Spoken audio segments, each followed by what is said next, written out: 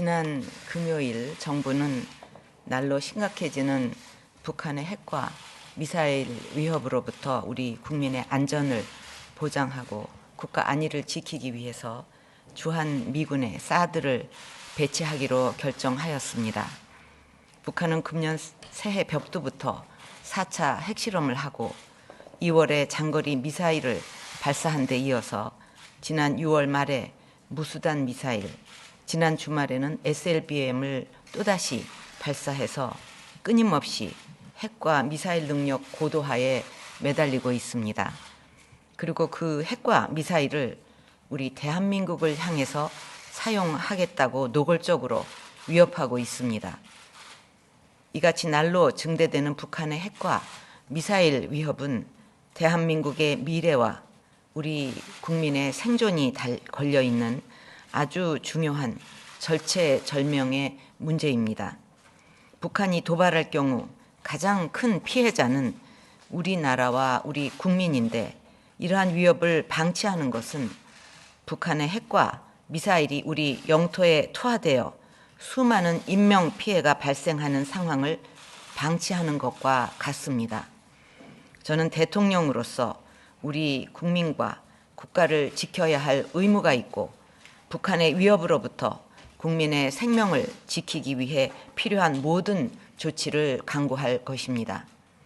주한 미군의 사드를 배치하기로 결정한 것도 바로 이러한 이유에서입니다. 이미 수차례 밝혔듯이 사드는 북한 이외의 어떤 제3국을 겨냥하거나 제3국의 안보 이익을 침해하지 않고 또 할 이유도 없습니다. 우리 대한민국이 결코 다른 나라를 겨냥하거나 위협하려는 어떤 의도도 갖고 있지 않다는 것은 국제사회도 알 것입니다. 우리는 우리나라와 국민을 지키기 위한 순수한 방어 목적의 조치를 취하는 것일 뿐입니다. 대한민국의 안보와 북한의 도발에 관련된 사안에 있어서는 우리가 흔들리지 않고 하나로 단합하는 것이 무엇보다 중요합니다. 사드 배치 부지의 선정도 군사적 효율성 보장과 더불어 지역 주민들이 전자파의 영향을 포함한 문제로부터 안전과 건강을 확실히 보장할 수 있는 최적의 부지를 선정할 것입니다. 국민 여러분께서는 정부를 믿고 적극적인 지지를 보내주시기 바랍니다. 지금 우리 경제의 가장 시급한 현안 중 하나는 불가피하게 기업 구조조정이 본격화되는 과정에서 이를 현명하게 성공적으로 완수하는 것입니다. 이번 구조조정은 기업만의 문제가 아니라 지역 경제와도 깊이 연계되어 있는 만큼 노사만이 아니라 지자체와 주민들이 서로 상생하는 구조조정 방안을 마련하는 것이 매우 중요합니다. 외국의 경우를 보더라도 노사와 지자체, 주민이 한마음이 돼서 위기를 기회로 바꾼 사례가 적지 않습니다. 독일 볼프스부르크는 자동차 산업이 퇴출 위기를 맞았지만 노사와 지자체가 합심해서 근로 협약을 체결하고 부품단지 조성, 문화관광 사업, 창업 지원 등 적극적 대안을 마련해서 경쟁력을 회복하고 성공적으로 위기를 극복했습니다. 스페인의 빌바오시는 조선과 철강업 침체로 위기를 맞았지만 주민들과 자치단체가 힘을 모아서 문화관광도시로 재도약했습니다. 정부도 구조조정 지역인 울산과 거제시에 지역 대표가 참여하는 조선업 희망센터를 설치해서 상생적인 구조조정이 이루어지도록 최대한 지원할 계획입니다. 이러한 정부의 지원책이 효과를 거두려면 뿌리 산업과 55세 이상 중장년에게 파견이 허용되는 파견법 개정안이 필요합니다. 특히 조선업은 용접 등 뿌리 산업이 주종을 이루고 있고 대부분의 구조조정 실직자가 중장년층이 될 것으로 예상이 되기 때문에 개정안 통과가 큰 도움이 될 것입니다.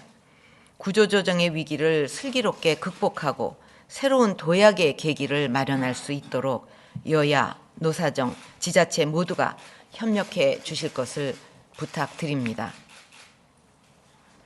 지역 경제가 살아야 나라 경제가 살아나듯이 지방의 주요 시설과 관련된 사안은 우리 경제에 미치는 영향이 크다고 할 수 있습니다. 지난 6월 21일 미래 항공 수요에 대비하기 위해서 공정하고 투명한 절차에 따라서 영남권 신공항의 입지가 김해 신공항 건설로 결정된 바가 있습니다. 이러한 결정으로 인해 현재 군과 민간이 함께 운용하고 있는 대구공항 이전 추진이 일시 중단된 것으로 알고 있습니다. 특히 대구의 K2 공군기지는 군사 전략과 작전적 측면에서 우리의 주력 전투기를 운용하며 국가 방위의 핵심적인 역할을 수행하고 있습니다. 또한 대구 민간공항은 김해 신공항 건설 이후에도 연 200만 명이라는 항공 수요에 대응하기 위해서 중요한 역할을 담당해야 합니다. 따라서 대구공항은 군과 민간공항을 통합 이전함으로써 군과 주민들의 기대를 충족하도록 해야 할 것입니다. 이러한 대구공항의 통합 이전 방식은 군사 전략에 따른 작전 운용성 유지와 전투력 향상, 국토의 효율적 이용과 대구광역시 전체의 경제발전 효과가 기대됩니다. 이전 절차는 관련 법규에 따라서 대구 시민들도 공항을 편리하게 이용할 수 있는 인근 지역에 건설될 수 있도록 최선의 노력을 다해야 할 것입니다. 이와 관련해서 정부 내에 TF를 구성해서 지자체 및 주민들의 의견을 반영하고 대구공항 이전이 조속히 될 수가 있도록 추진해 주기를 바랍니다. 지금 우리 경제가 대내외적으로 어려움이 많고 국민의 삶의 무게가 무겁습니다. 국민 모두가 힘을 모아서 위기를 극복할 수 있는 희망의 전기가 필요한 시기입니다. 광국 71주년을 맞이해서 국민들의 역량을 모으고 재기의 기회를 가질 수 있도록 사면을 실시하고자 합니다. 현 관계 수석께서는 이런 취지를 살려서 어려운 국민들이 조금만 희망이라도 가질 수 있도록 면밀하게 준비해 주시기 바랍니다. 오는 14일부터 18일까지 아셈 정상회의 참석과 몽골 공식 방문을 위해서 몽골을 방문할 예정입니다. 이번 아셈 정상회의는 아셈 출범 20주년을 맞아 그간의 성과와 미래 비전을 논의하는 회의이지만 영국의 브렉시트 이후 아시아와 유럽의 정상들이 한데 모이는 만큼 경제, 북핵, 테러와 같은 주요 국제 현안들에 대해서 정상들 간 깊이 있는 토의가 이루어질 것으로 예상이 됩니다. 특히 브렉시트 이후 보호무역주의와 신고립주의 확산이 우려가 되고 있는데 앞으로 우리가 대외지향적 개방정책 기조를 선도하고 자유무역 규범의 공고화를 이끌어가는 첫 번째 외교 무대로 이번 아셈 정상회의가 중요하다고 봅니다. 또한 지난주 미국이 김정은을 포함한 북한 인권 침해자를 신규 제재 대상으로 발표를 했는데 이번 아셈 회의와 향후 유엔을 비롯한 다자 협의체에서도 한반도 문제 논의의 연장선상에서 북한 인권 문제를 다룰 수 있도록 계속 노력해 나가야 할 것입니다.